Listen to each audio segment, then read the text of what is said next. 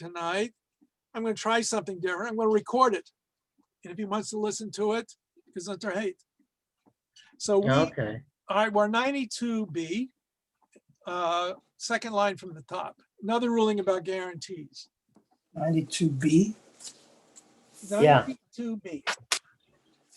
That's what I marked. Yeah, 92B or not to be. That is the question. 92B. Okay. Okay. So, Amar Abaye. So Abaye is going to come up with another kunz. Ruvain shemachar sadeh l'Shimon. Ruvain sold a field to Shimon. Ba'achrayut. Right? So he has responsibilities, indemnifies the sale. And if anything happens, he's responsible. Be'ata bal chov the Ruvain. Now Ruvain has a debt to somebody. So the creditor comes along. And since he had a pre-existing debt, there's a lien on the property. The katarif lamine. And so he takes the property from Shimon because it's pre-existing lien. Dinahu da azil Ruvain umafatzile. Now, the din is, the law is that Ruvain can go to the court to try and defend or to deal with the question of this piece of property. See, the problem is really the court now is dealing between not Ruvain and his creditor. The court is dealing with Shimon, who bought the land, and the creditor who seized it. And Rashi says, where is it? This is Dinohu da Azl Ruvain Mafatzile. So the law is that Ruvain goes and he tries to save the property for Shimon. Im yeshlo alav shum gilgul devarim lachshov chov keneged chov. If he's got some kind of way of rolling things over, for example, he says that the creditor owes Ruvain some money.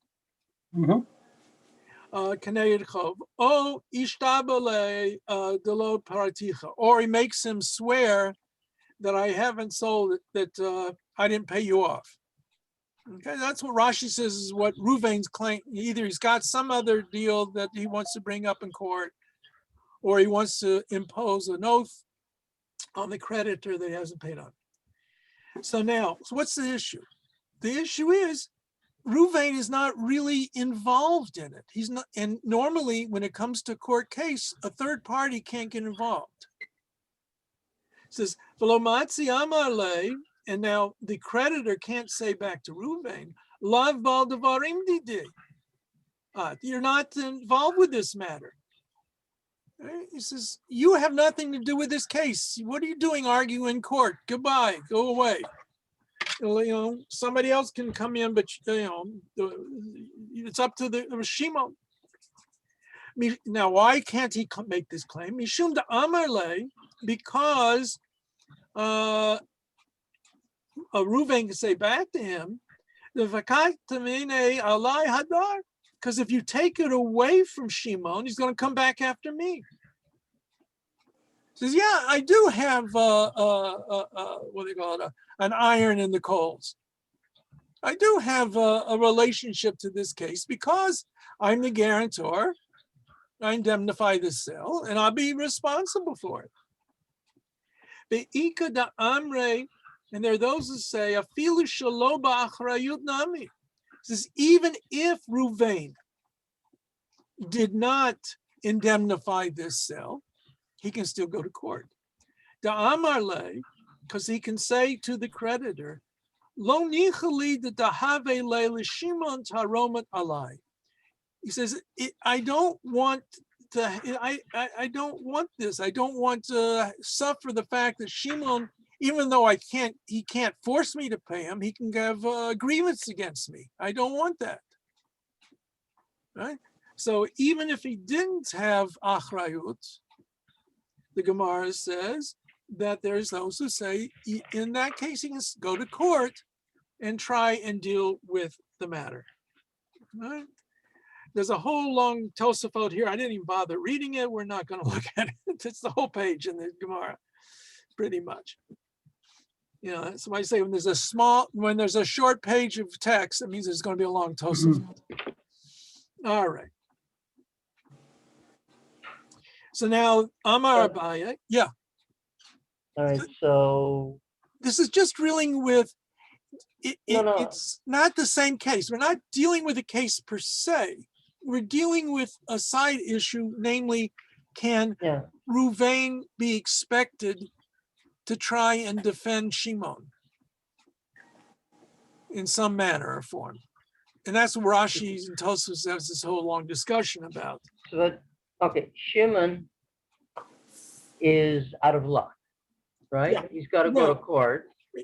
All right, there's two cases. The first case is that Ruvain guaranteed the sale. Yeah, the one we just did. Yeah. So with the guarantee, Shimon would have to go back against Reuben, wouldn't he? Well, yeah. Because the ultimately. creditor hasn't. Yeah. If if he's got a guarantee from Ruvain, then Shimon goes to court and says, Ruvain pays him off. He's nice. But Ruvain goes to court Mhm. and he claims, I got an indemnity here. Right. He presents the documentation that the property was taken from him through the court. You know, there are all kinds of documents they talk about here. We've they do have documents. They do deal with kinds of court cases. Now, storage of documents and everything, that's a different issue. But that's the first possibility. So then the Gemara says there are those who say not only if Ruvain had guaranteed the sale to Shimon, indemnified the sale, but even if he didn't, and Shimon can't turn around and get money back from Ruvain, nonetheless, the proper thing is for Ruvain to go to court. And if the other guy wants to say, you have nothing to do with this because you're not in the middle of it, he can say, I just don't want to have a bad reputation. You're right, Shimon made a bad deal with me. But you know what? I have my reputation I want to protect. And so therefore, because of his reputation, he's allowed to go to his court. Okay. All right. So now, another case, Amar Abaye. So Abaye said the following. Ruvain shemachar sadeh l'Shimon shelo ba'achrayut. So Ruvain and Shimon do a lot of business dealings together. So Ruvain sold his field to Shimon. And he did not indemnify the sales without achrayut. V'yatzu alav asikin.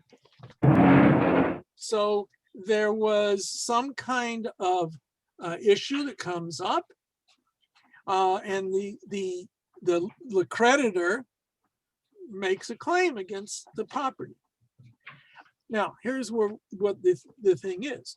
Ad shelo hechazik ba, as long as Shimon has not done an act of kinyan, when it comes to selling metatling, chattel, the giving of the money is insufficient. You have to pick up the item, take it to your home, what have you. Now, normally we would say that when it comes to a field, what do you have to do? You show some kind of ownership of it. As Rashi says in a minute, he walks around the property. Okay.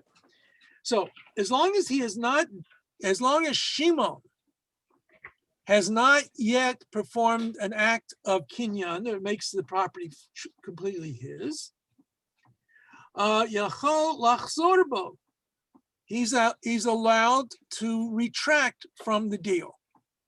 See, normally the rabbis are very upset with somebody who negotiates any kind of a deal and then backs out. In the Masechet Baba, I think it's Baba Metzia. Yeah, Baba Metzia. There's a curse. Misha para launching Doramabu. He who paid off or punished the generation of the flood, he will punish a person who goes back on his word. So normally you can't, once, you have at least an ethical obligation, if not a legal obligation. However, in this case, since there was no exchange of money, no act of Kenyan. kinyan, all right? Yeah. Now Rashi apparently Rashi seems to have a slightly different version. It says imlo natan ma'ot, if he has not yet given the money. All right, so ours simply says he sold the field and he hasn't taken complete legal possession of it. They can return. So Rashi says he hasn't given. What does it mean? I'm sorry, I misread the Rashi. Rashi says as long as he hasn't done an act of chazaka, he can renege on the deal. Im lo natan ma'ot, if he hasn't given the money. Okay. Now, then Rashi goes, then the Gemara says, Misha hechazik ba, but once he's done an act of kinyan, eino yachol lachzor bo, he cannot go back on the deal. Mishum da amarle, because the seller, Reuven, can say to him, Chayte de kitere savarta bekibelet. So he says, you purchased a little bag full of knots. This, it's just a saying. You didn't insist upon achrayut, on indemnity. And since you didn't insist upon indemnity and you've made an act of chazaka, you're out of luck. So the thing is, Rashi says, "En yachol lachzor bo shakarka na bechazaka." For property, real property is acquired through an act of chazaka. Ki amar le chazek ukanei. When he says to him, "Do an act of chazaka and own it." V'yesh shemachzikin miyad. There are those people who do an act of chazaka immediately. V'notnim ma'ot le'acher zman, and then they give him the money later on. Umishehechazik ba, and once Shimon has done the act of kinyan, nitchayev hamaot, and the money is owed to Reuven. So that's really the kunz here. See, if he hasn't given him the money, but he's done an act of chazaka, he owes the money to Reuven. That's the point that Abai is making here. Mm-hmm. Okay, and the Rashi explains the bag of knots. All right,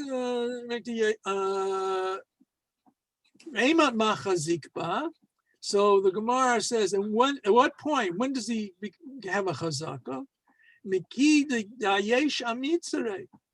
As long as he walks around the borders. I think the Art Scroll explains that the lands were usually divided up by raising a very low fence or something around it, even if it's just dirt, and you walk on the dirt and that packs down the dirt to show the ownership that fence is around your property.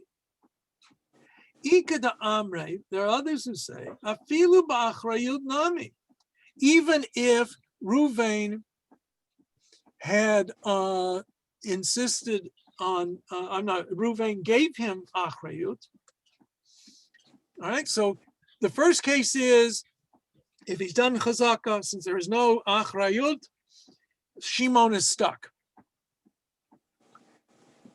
The second explanation is, even if Reuven gave him some kind of indemnity, Nami, he can also say, you owe me the money. Shimon owes Reuven the money. Mm-hmm. Amarle, because he can say to him, that is, Reuven can say to Shimon, show me the deed from the court that gave the property over to Shimon, to the creditor, and then I'll pay you. Mm-hmm. All right? I mean, obviously, if he hasn't given him the money yet, it's really a moot point, but that's really what's going on in terms of that. Mm-hmm. Okay? All right. I am going to share the screen with you now because it doesn't make, it's very difficult to follow. All right. We will see what we will see. Okay. So we're going on in the Gemara with the Mishnah. Misha haya nasui shalosh nashim. Somebody married 3 wives. Umate. And then he died. Okay. So poor Reuven has 3 wives. And it seems he'd have to have married them all at the same time. How that can take place, I don't understand completely. Because if one wife was clearly before the other, then all of this falls by the wayside, what we're going to explain. Okay? Because remember, a ketubah is a lien against property. The ketubah is, in essence, a lien against the entire estate of the husband, the real property estate of the husband. And we know that if somebody precedes with a lien, that the earlier lien takes precedence, right? All right. So, who was I? Okay. So now what happens? Reuven dies. Now, and the Gemara Mishnah goes on to say, "Ketubata shel zo mana, v'shel zo matayim, v'shel zo shalosh meot." All right. One of the wives, I call her later wife A, has a ketubah that is a maneh. A maneh is equivalent of 100 zuzim. Wife B, that's the pinkish color, has a ketubah that's worth 200 zuzim. And wife 3 has a ketubah that is worth 300 zuzim. So in all, the guy's estate owes 600 zuzim to the 3 wives, 100, 200, and 300. All right, now, the Ein Sham Elamana, but his estate only consists of 100 zuz. The discussion we're talking about later on with real property, normally it's real property. So the Metalton, he's got a parcel of land worth 100 zuz or possibilities of other kinds of way of looking at it, okay? So he only has 100 zuzim to pay off the wives. So how do we divvy up this 100 zuzim? That's the question. Okay, but isn't that the answer? What? What? Okay. The ketubah of a mana takes 50. Well, we haven't gotten to that yet. I haven't said it yet. You're reading Isn't it? ahead of me. If I'm there's only sorry, I thought we were there. no, if Okay. there's only one mana in the estate, okay? Right. Cholkin mishaveh. Yeah, they divide it up equally. Why?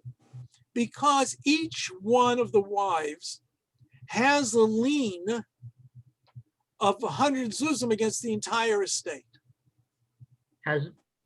But I mean, the obvious question right now is why not do it by 6? Why 6? 1, 2, 3.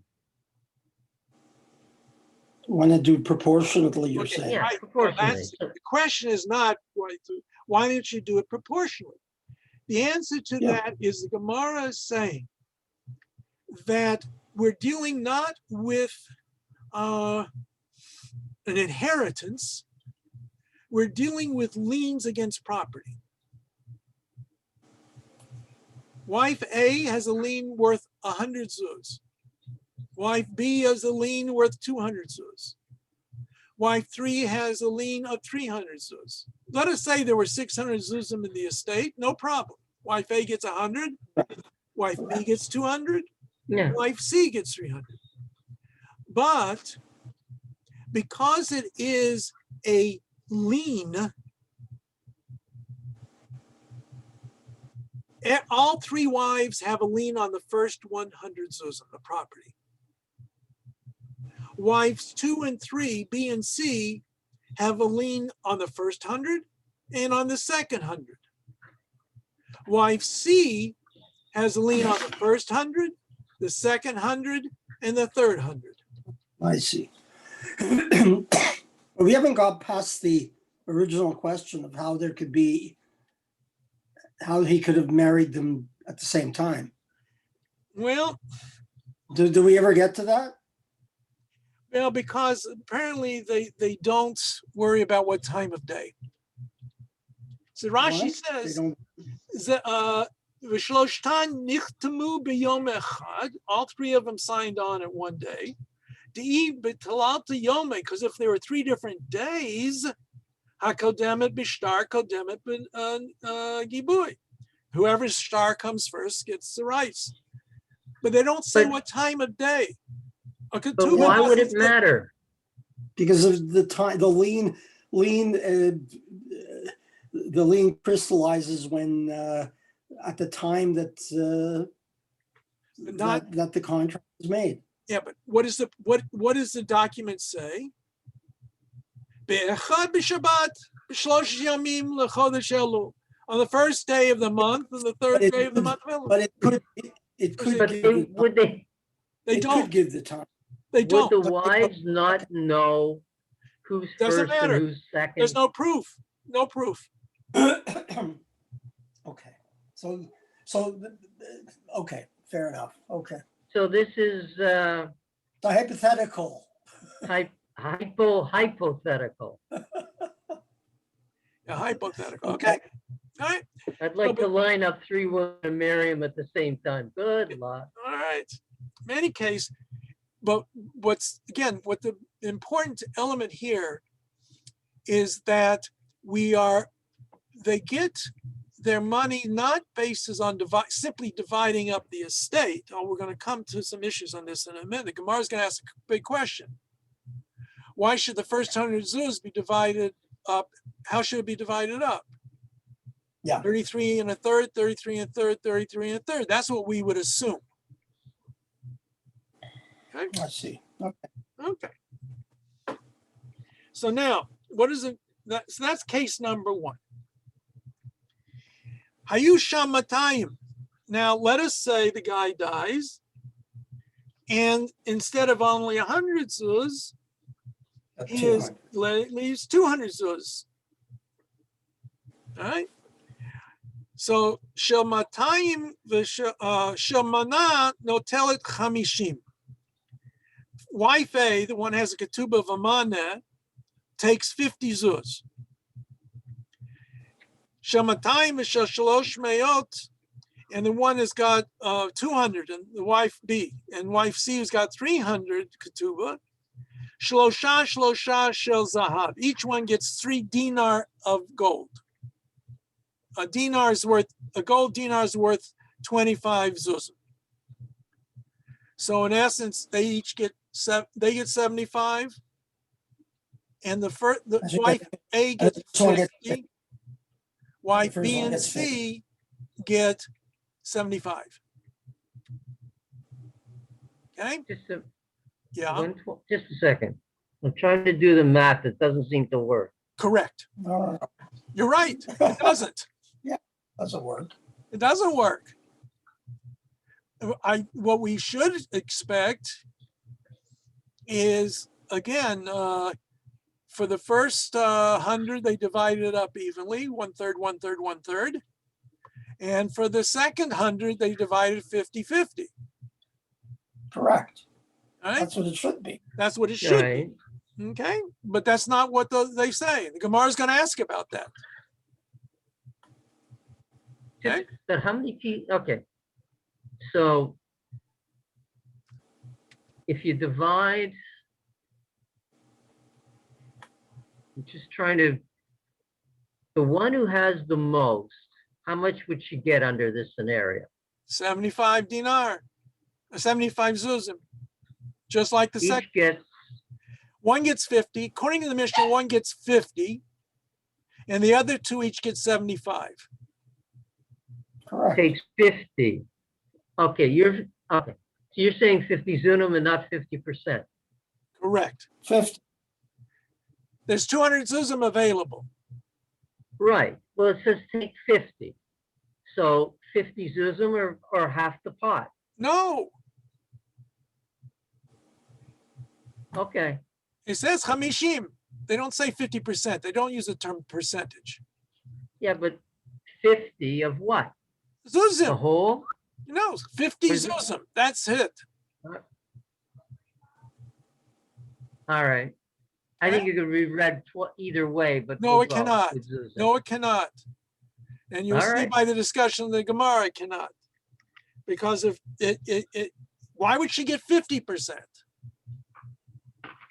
We're trying to figure out the rationale of all of this. Well, the rationale is the problem the Gemara is going to confront is how is it the wife A gets 50 zuzim? According to the straight language of at least the logic, not what the Mishnah says, but the Mishnah's logic, wife A should get 33 1/3 zuzim. Wife B and C each get 33 1/3 zuzim. Then wife B and C should each get another 50 zuzim. Correct. Okay? That would make, yeah. That would be the logic would be that way. Okay? So we're going to have to understand why it isn't that way. But that should be the logical way of continuing it. If the first 100 is divided evenly between the claimants who have a lien against the 100, the wife A has no lien against the second 100 by this understanding. Only wives B and C have a lien against that. Okay? It's not going to get any better. Okay? The Mishnah goes on. Hayusham shalosh meot. Now let's say the guy dies and leaves 300 zuzim. Shel mana notelet chamishim. The ketubah of Amana, wife A, takes 50. All right.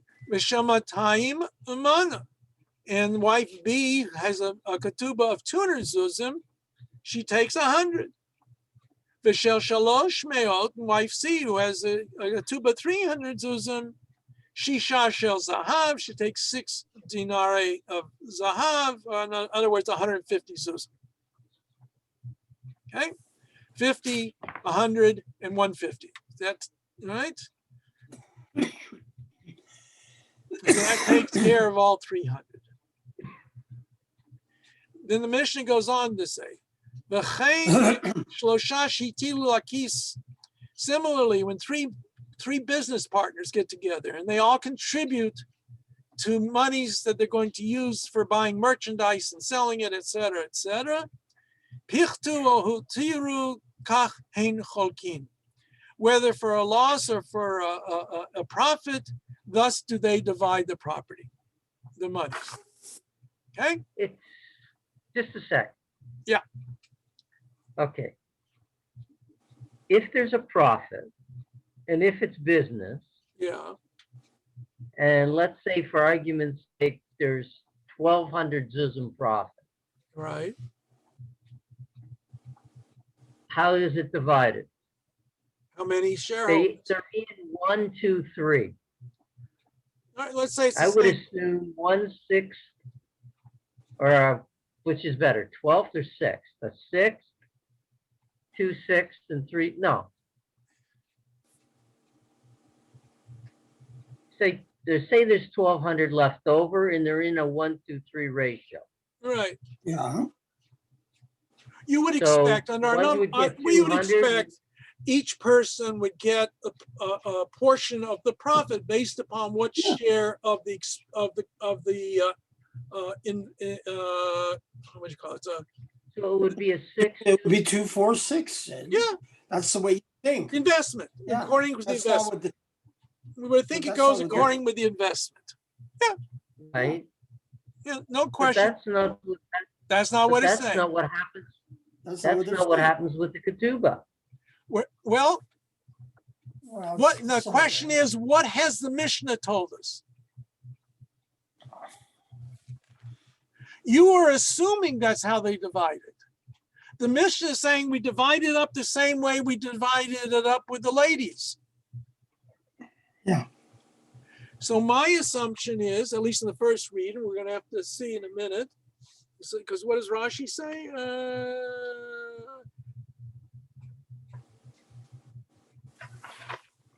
So Rashi says, "Kach hein chokin." This is how they divide it up. Kol echad v'echad notel b'schar v'hefsed lefi ma'otav. What we were saying, or what you were saying, Sid, that it seems that they get, based upon the percentage of the investment, they get a percentage of the profit, or if they have a loss, they take the loss. But it could be that if it's based upon case number 3, Mhm. that we're saying it's like 3, that if it's 1, 2, and 300 investment, right?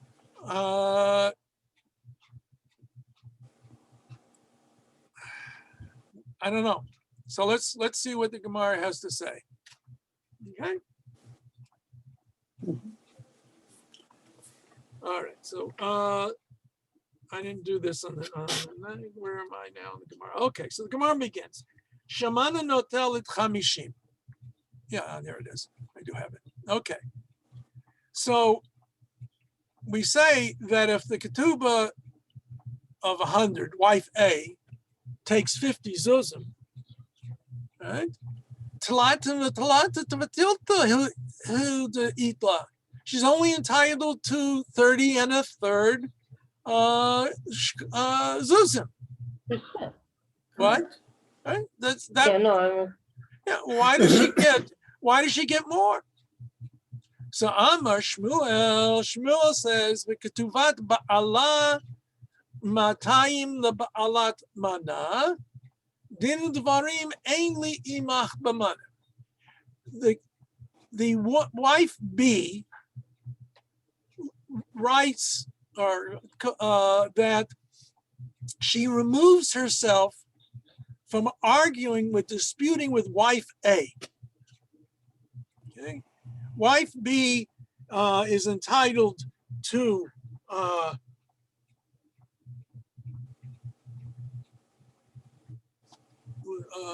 let's see, okay.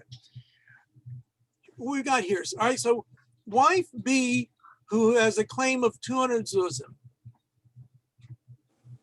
says to wife A, you know what?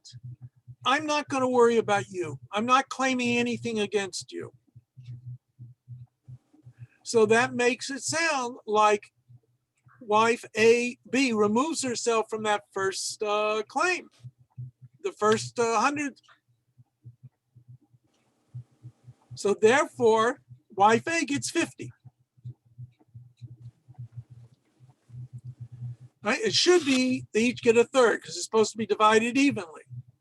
But since wife B is saying, I'm not party to the dispute over the first 100 zuzim, it's wife A against wife C.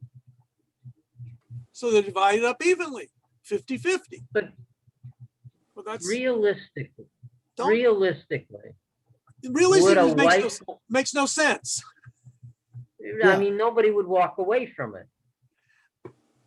I'm assuming. I don't assume anything in this world.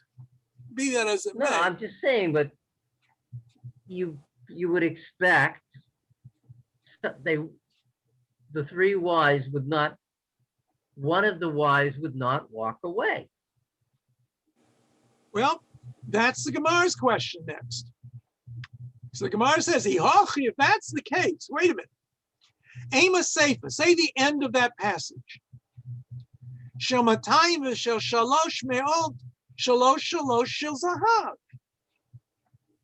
We said that the first wife gets 50, but the next 2 wives each get 75.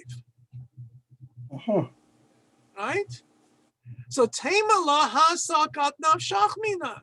So let wife C say to wife B, you withdrew from the first 100. So I should get 100 and you only get 50. Right? That would be what you would think. Right? Because if the case is that she withdrew any consideration for the first 100, so she's not claiming anything against the first 100. The only thing she is claiming is against the second 100. And in the case of the second 100, it's just the two wives who have a claim against it. So that should be divided 50-50. So first wife gets 150, second wife gets 50, and the third wife gets 100. That's what you would expect. And so the objection to Shmuel is, let us say that. So get down. All right. So the Gemara answers, Mishum da Amrala midinu dvarim hu tesaliki nafshai. Literally, I only said I'm not going to deal with the first 100. Doesn't mean I give up on it. I'm not going to argue against you. Right? But in essence, she's only saying, I'm not going to deal with wife A. I'm only going to deal with wife C. So she hasn't given up her claims with wife C. So therefore, according to the way Shmuel wants to read it, we divide the first 50 and the second 100. No, right? So wife B only removed herself from arguing with wife A, not you. We divide the first 50 and the second 100. I'm not claiming against anything against wife A. So that leaves 50 zuzim from the first 100. Well, I've got a claim against that because my lien includes anything in the first 100. So I'm going to get half of that what's left over from the first 100, and I'm going to get half of what's left over from the second 100. Or not left over, half of the second 100. Hence 75 each. Okay? That's what he's saying. That's what the Gemara is saying. Okay. Hayusham Shalosh. That's the next one.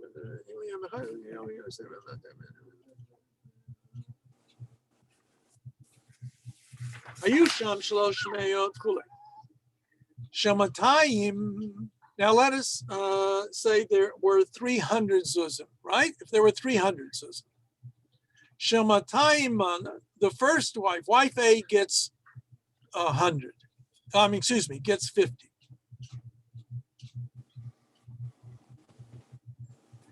Right? We're not worried about wife A.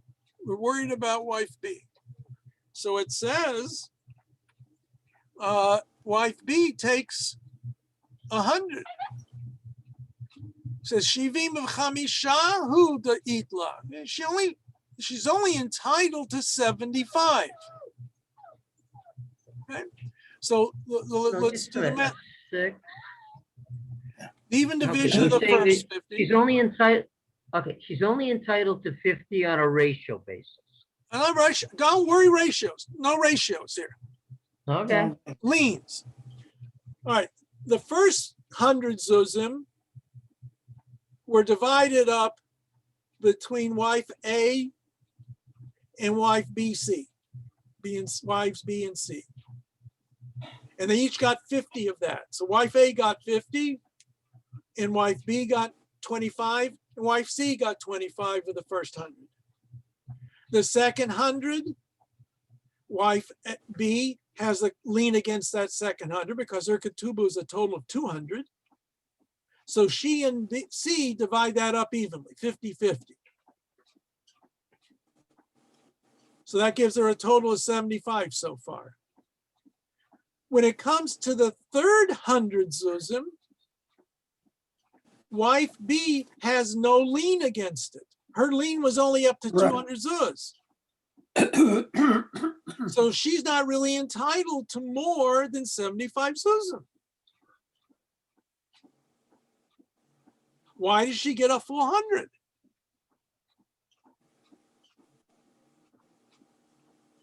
All right. So Amar Shmuel, B'kotevet ba'alat shlosh me'od leba'alat matayim u'ba'alat mana dinu dvarim ein li imachem b'mana. So now at the other end of the story, it says it's got to be a case where the woman, wife C, the one who has a claim of 300 zuzim, says to wife A and B, or B and A, I'm not going to deal with you when it comes to the first 100 zuzim. The first 100 is not my concern. You each get 50. Okay. The second 100 zuzim, well, I divided evenly with the second wife.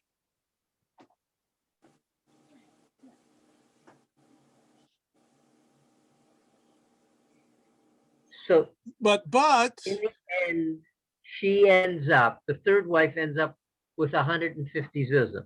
correct. The second wife ends up with 100 and a quarter. And the first 75. No. Wife A No, gets 50. sorry. Wife A gets 50 because the Wife A first gets mana, 50. first mana goes to wife A. No, but half of it goes to that. She gets 50. And wife B gets 50 from the first mana And 75, so she gets 100 and a quarter. and 50 from the second. No. So 50, So the first 100, wife C says, I'm not going to deal with the first 100. You two divide it no. up. Okay, so wife B gets 50 from the first And 50, and 50 from the second. and nothing from the third. Right, so she gets 100. That's it. The bottom Total. square. There's the math in the bottom square. Okay. Wife A has got 50. Yeah. Yeah. So it's 150. Wife C gets 150 Correct. because that's all that's left. Correct. So 150 is half of the 300. Correct. And she would have been entitled to half of it anyways, because she had 300 pro rata. So are we sort of gone full circle? No. Wife Why A, not? right, now, if you do the math, wife A was never entitled to more than 33 1/3 zuzim. She was never Right. entitled to more than a 33 1/3 zuzim. Right. Okay, so that means each the second two wives, But she the second two but she wives, got the second two wives are each entitled, we would think. to 2/3. No. Let's follow it this way. Let's follow it this way. 1/3, 1/3, 1/3 for the first 100. 33 1/3, 33 1/3, 33 Right. 1/3. The second 100, 50-50. So it's 83 1/3 to wife B, Okay. and 83 1/3 to wife C. And the last 100, wife C should be entitled to all of it. 183 1/3 zuzim.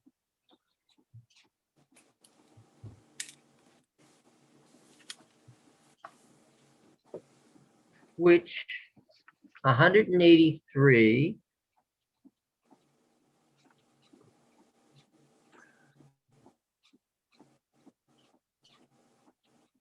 it's I don't know, it's That's the simple. why Simple no, math is okay, that way. but I guess back up. Why not just treat this as one pot? Why? Because you go to court and file bankruptcy, and the creditors go to the court, and they say he owes me X, and the other one says he owes me Y, and the other one says he owes me Z. They want as much money as they can get out of it. They're not interested in being dividing it out evenly or anything. In bankruptcy, if you're all equal, it goes pro rata to your claim. And if you're not equal, It has nothing to Well, do. You take your total claims against the total assets, and Well, but- everything's pro rata. well, we go to court, the guy filed bankruptcy. Now, claimant A said he had a mortgage on property A for $100,000. B says he has a mortgage on property A of $100,000 and property B for $200,000. Right? So do they divide it up 3/4 to 1/4? What if property A is still around? If the liens are all equal at the same time, that's one scenario. If you're talking first, second, and third mortgages, it's a different scenario. Well, the A and B made a deal. They loaned the money together simultaneously. I don't know. All right. I mean, I'm not asking. I'm not. This is just a simple understanding of how to read the Mishnah and the Gemara. That's how they read it. Okay.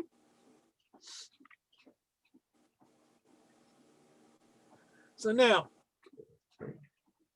so that's we've got so far in. It's really, so in the scenario, the third wife Loses. loses 50. No, she gets half. She loses Which 33. is right. She's losing 33 and a third. The third one gets half, which is right. If you do pro rata, the first one gets 17% more than she should, and the second one is out 17.5%. How do you, wait a minute. Sorry? According to which calculation? The one at the bottom of the page. All right. Wife B gets more than she's entitled to. Just as like wife A gets more than she's entitled to. Wife A was only, wife A was entitled to how much? She was entitled to a 6. She was entitled to 33.3% of the first 100. All right, so she's up 17%. All right, so she's up 17%. So B was entitled to 33.3 plus 50.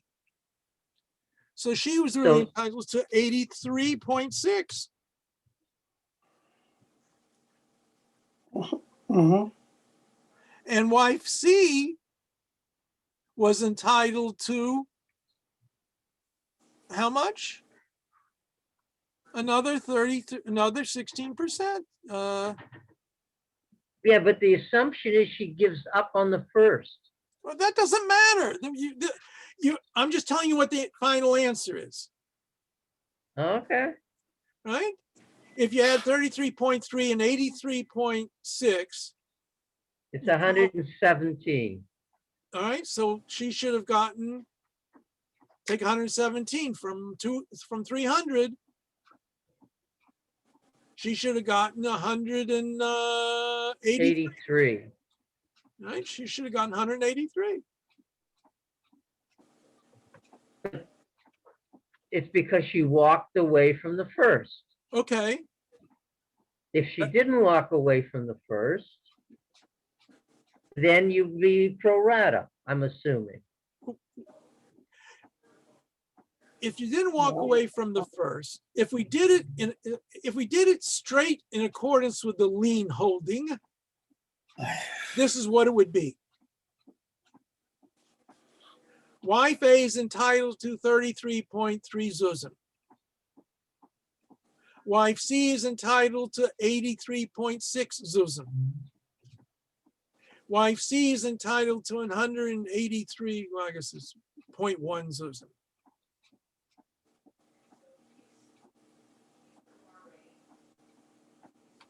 Is that pro rata?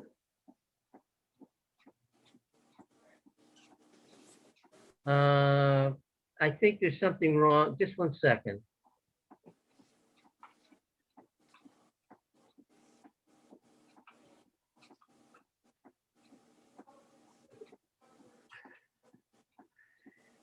Doesn't work. Just a second. Okay. 33. If you start off, let's take the first 100 zuzim. Let's start with the 100 zuzim. And the total investment is 600. So wife A is really entitled to 16.7 zuzim. Wife B, 33.3 zuzim. And wife C, 50 zuzim. If you do it by simply, dividing up the shares, if you want to call it that.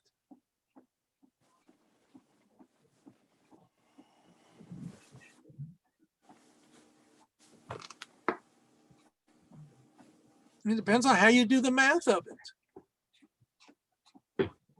You can only get out of the estate the value up to, this is what we've said so far, up to the amount of the lien. And the lien is the totality of the debt. The lien is only on, for wife A, she's only entitled to a percentage of the first 100 zuzim. Which I would say would be a 6. 16.7%. I mean, that's what 16.7%. Yeah. And then on the second, She's not entitled to anything. On the second, the two wives that are left are each entitled to 50-50. And on the third, the second wife is not entitled to anything, and the third wife is entitled to all of it. but the presumption still that the third wife has walked away from the first. No, that's what Shmuel has to do to make it work. So, Okay. All right, fine. We've got the answer. What's the question? Or, it's like, here's a mathematical equation. Here's the answer.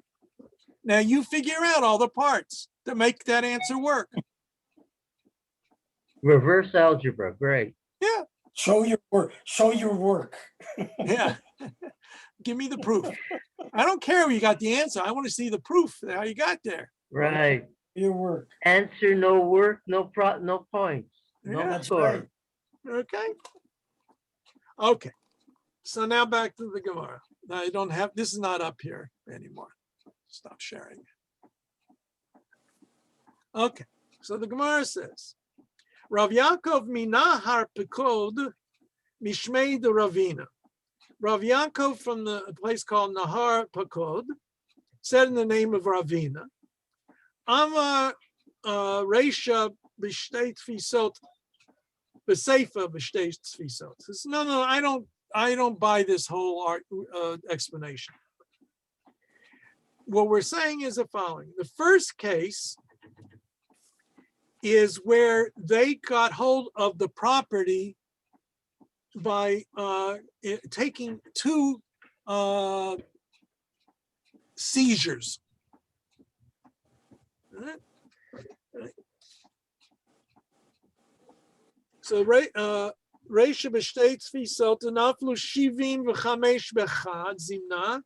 The first case is where they had two seizures. the first seizure, there was 75 zuzim that came to them. B'chad zimna one time, umeya be'esrim v'chamesh b'chad zimna, and 125 in the second session. Okay, so he says, what happened was they got 75 zuzim, and then another 125 zuzim. So Rashi says,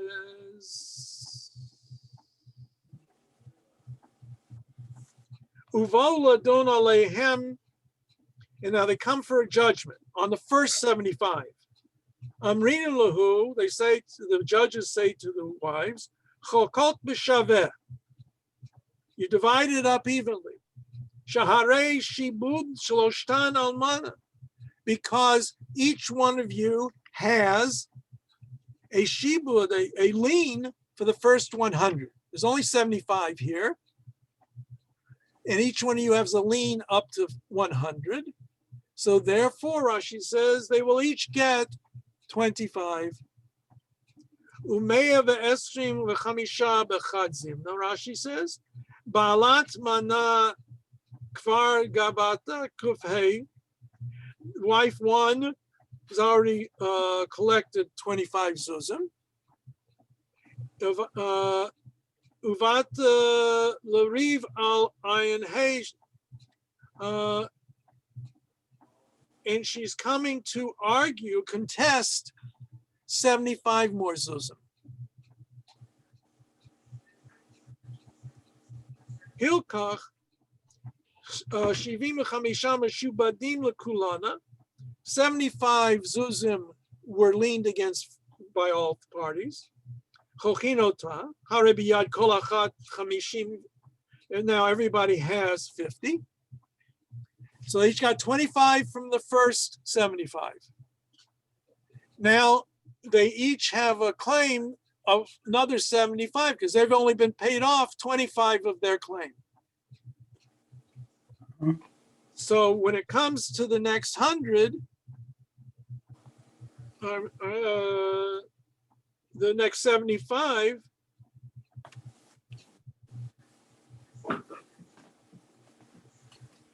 each claim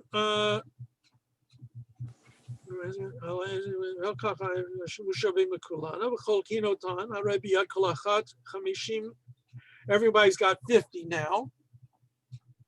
Vahamotar, and what is left over, ein lebalat mana chelik bo. She has no claim against that.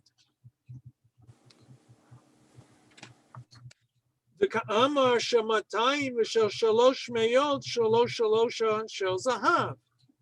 That's why the two other wives each get 75. So it's a little complicated here. So we have to understand it. So the first 75 they get, everybody's got a claim of 100 zuzim against that 75, so they divide up evenly. So now that's 25, 25, and 25. Now along comes another 125. Well, the first 25, wife A can claim 25. She's got a right to claim that because that's part of the lien. She's got a lien against 100. She's only taking care of the lien against 75. Now there's another 25, and she claims that. I'm not quite sure exactly how that works, but she claims that, so now she's got a total of 50. That leaves another 100. Since she has no claim on the second 100 zuzim, the other two wives divide that up evenly. Hence 75 and 75. Okay. So right now we have 100. I'm sorry. The answer is the same. First wife is 70. The first wife has. The answer is the same. The question is, how do they get there? Right. So the first one has 25 Not from the 55. first sale. What? From the first sale, 20. No sale. The From the seizure. first piece of land, the first wife has 25. Correct. From the second, she gets 25. 25. So she gets 50. Total, right. The second gets 75. Total. No. Yeah. 125. 25 is gone. So the second gets 50 plus the first 25. She Right. gets 75. Correct. And the third has got 25 and 50. She gets 75 as Correct. well. Right. He's even with the second. That's what we said right now, because that's what 200, that's when they had a total of 200 zuzim. Okay. Altogether, they seized. So now, 125, 25, 50. so the Gemara says, Seifa, the third case, Bishtei tfisot naflu shivim v'chamisha b'chad zimna. So we have again two seizures of property. The first seizure comes up with 75. Umatayim ve'esrim v'chamisha b'chad zimna. Now becomes 225 in the third set of seizures. All right. So we're following the same logic. Sefer Rashi says Bishtei tfisot chule. Umatayim ve'esrim v'chamisha b'chad zimna. Shivim v'chamisha minayhu yad kulan shavin bo. When it comes to the first 75, they're all equal in their claims against it. Ubalat matayim shalo gava batfisa rishona ela esrim v'chamisha, and wife A, who only got 25 from the first division, ba'a luriv al shniya Kuf Ayin Hey. She comes along to argue with the two on the 175. Upalge Ayin Hey Ben Shloshtan. And so they divide up the first 75 between the three of them. V'nimtza biyad kol achat chamishim. Everybody now has 50. Umeya ben ba'alat mata umeya chamishim. Umeya ben Baalat Matayim Baalat Shalosh Me'ot V'chatzi Me'ah Shenishar. So the 150 that's left over. Kula Baalat Shalosh Me'ot Nimseit Shel Mana Notelet Chamishim V'Shel Matayim Mana V'Shel Shalosh Me'ot Kuf Nun Shehin Shisha Dinarei Zahav. So he says,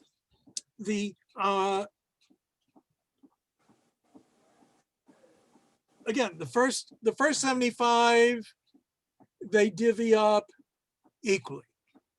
The second 75 they divvy it up equally. So right now everybody's got 50.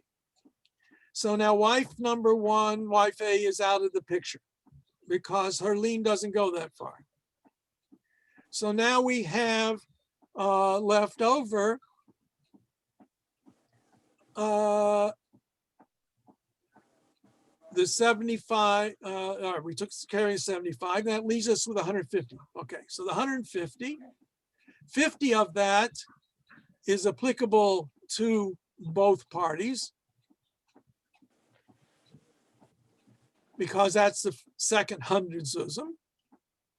So the wife C and wife B and C divide that up evenly. So that leaves 100 left over for wife C.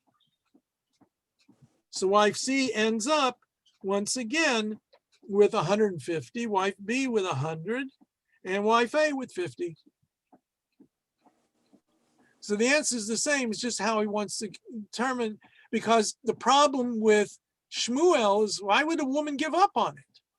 But okay, That but was the last scenario is pro rata. You end up pro rata. How do you end up pro rata? Pro rata. Wife A is not entitled to 50. 1/6 of 300 is 50. And that's what the first wife gets. But and she's not half, entitled. She's not entitled to that. she gets 50. Why is she getting 50?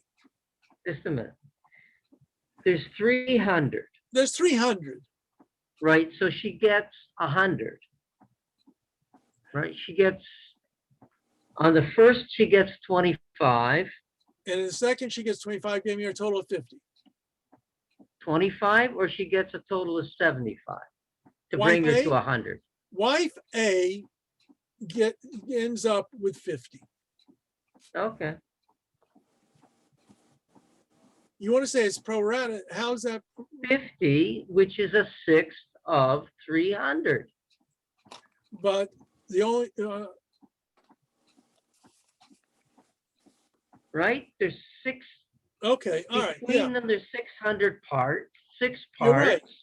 He has a third. She Yeah, but ends up by with that 50. by that way of establishing it, you do. And the third wife is entitled to half. So she gets 150. So they end up with a pro rata. They end up with a pro rata, but the halachic aspect of it is not based on pro rata. Okay. Right. The second way of doing the first way of dealing with it, Shmuel's way, makes no sense without some kind of special dispensation. Right. Right? Somebody walked away. Yeah. And that's why I'm sure that led up to Ravina's attempt to explain this. Mm-hmm. But all right.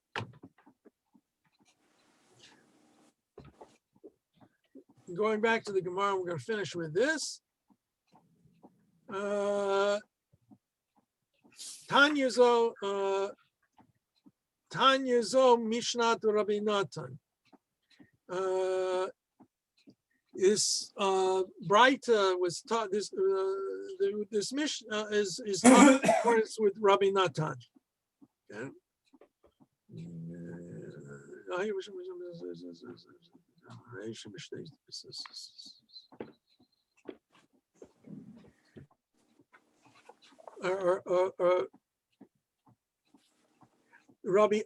Rabbi Omer, Rabbi says, Ein ani ro'eh devarav shel Rabbi Natan ba'elu.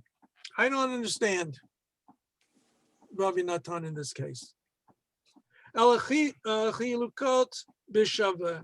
They should divide it all up evenly.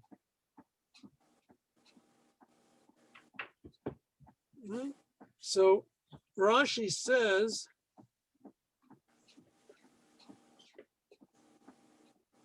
Ein ani ro'eh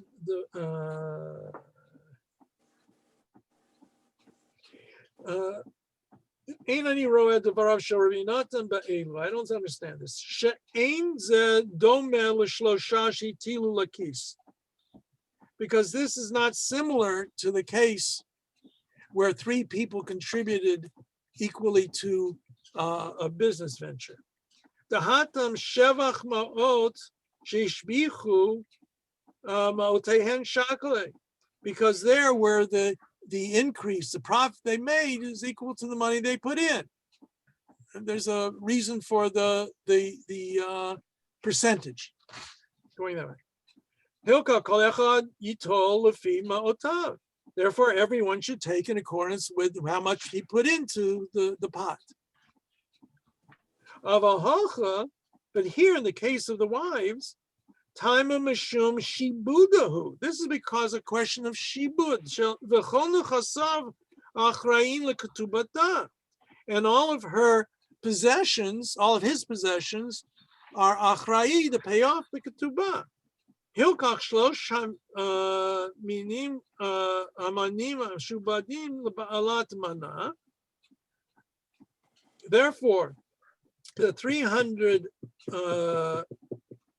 mana meshubadim leba'alat mana kishar chavrutea is just like all three wives have to start with a shibud on all of the property.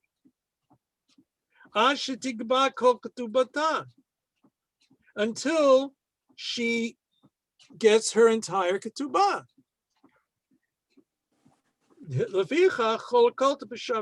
Therefore, they should divide it up evenly.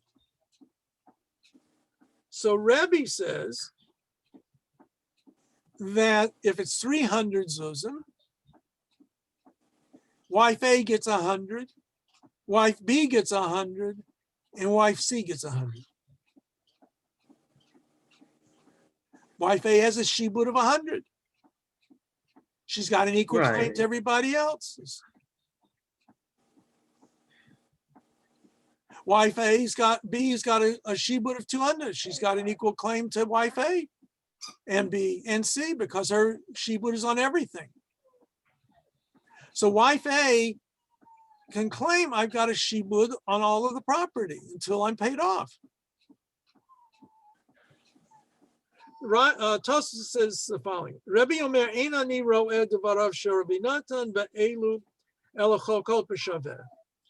Perish Rabbeinu Chananel. Rabbeinu Chananel says the kaimalan b'ha hilchata karebi, that we establish the law in accordance with Rebbe's position. V'ef sharla hamid devarav, and you can't. It doesn't make sense. Bisman Gotta sheyesh do shalosh something me'ot. first. Bisman sheyesh shalosh me'ot cholkot. What happened? Oh, maybe he went to get the door or something.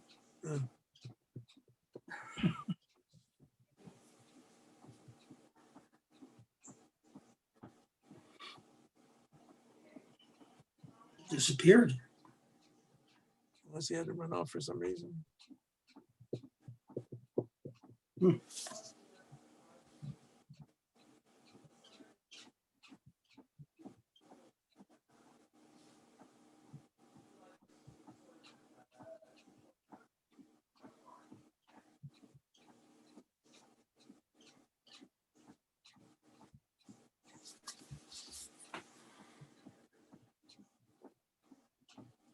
I mean, Sid's going to like the end of this. It's gone. Just disappeared. Well, Strange. we'll go on. Okay. All right. Where Yeah. was I? So I was doing so. Didn't look. Okay, I'll start back. Perish Rabbeinu Chananel the kaimalan b'ha hilchata karebi v'efshar lamid devarav bisman sheyesh sham shalosh meot cholkot b'shaveh. And it doesn't make sense. We've got 300 zuzim total that you should divide it up equally. Balat meya meya, balat matay meya, balat shalosh meot meya. Yeah. And each one gets 100. Lefisha midata din lo kebezeh, because the law of equity, I'm not sure. Midata din, the real straightforward law, it doesn't glean this way.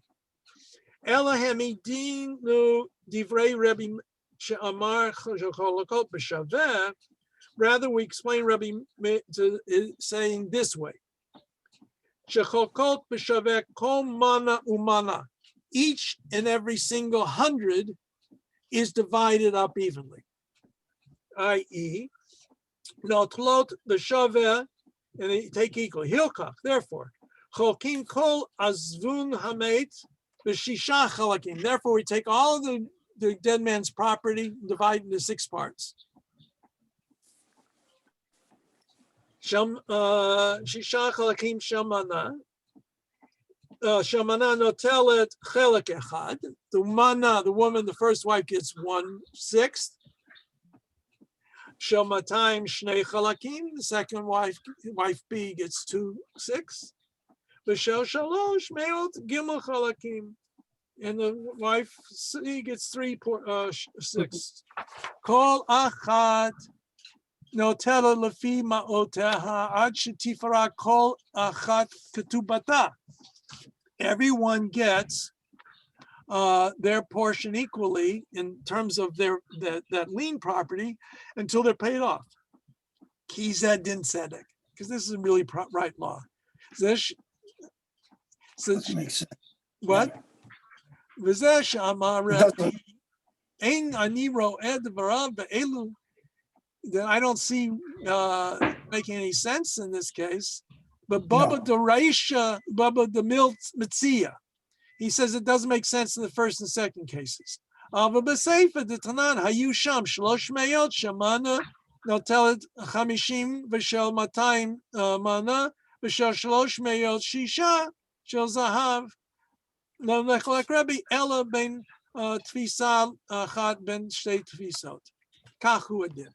So Rebbe said that you divide the property up into 6 portions. Wife A gets 1/6, wife B gets 2/6, wife C gets 3/6, just what you want. He says that's the right law of equity. Yeah. Yeah. Well, makes sense. All right. And you know, the wife A she can only claim up to how much she is owed, the lien. Makes sense. Okay, so that's why Rebbe says you take the first 100 and you divide it even. You can't. It doesn't work any other way.